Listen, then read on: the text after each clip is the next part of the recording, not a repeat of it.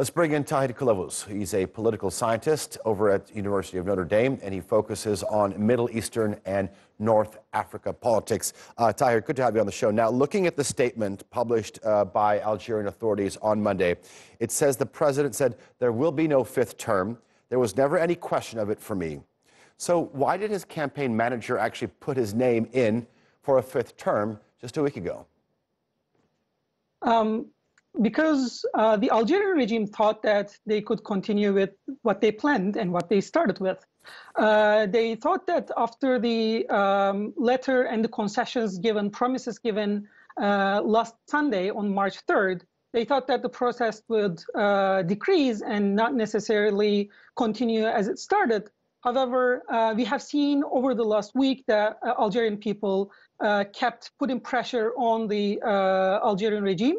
And eventually on Friday, we saw that there were big demonstrations, just like the Fridays before. And probably this was the last point that the Algerian regime realized that they didn't have any other option at this point. Okay, what do you think the tipping point was? Do you think it was the more than 1,000 judges across the country who came out and said, basically, we're not going to oversee the elections that were planned on April the 18th? I think it is the combination of multiple things. I mean, it is not just the judges, it is at the same time students taking the streets, teachers participate in protest, journalists have been involved since the beginning.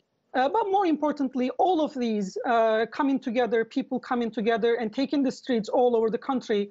And this has been continuing for the last 2.5 weeks, which is a long time. I mean, probably the regime first expected that this would end in a week or two at most, but it continues. So this became the tipping point, and they couldn't see any other option at this point. Okay, you said that multiple things played a role in Bouteflika's decision. Do you think this was Bouteflika's own personal decision, or simply that the military or le pouvoir thought that there was too much at risk going ahead with Bouteflika in a fifth term? Yeah, when we talk about the Algerian regime, we are not talking about the president. We are talking about all the components of the regime. So it is not just Bouteflika's own decision, but the different components of the regime making the decision, including the military, the party, presidency, and the business elite. But we have to see two aspects of the situation as well. On the one hand, Algerian people marked a great success, and this is very important that they pushed the regime to concede, and Bouteflika is not running. But at the same time, we should keep in mind that this is regime biding time.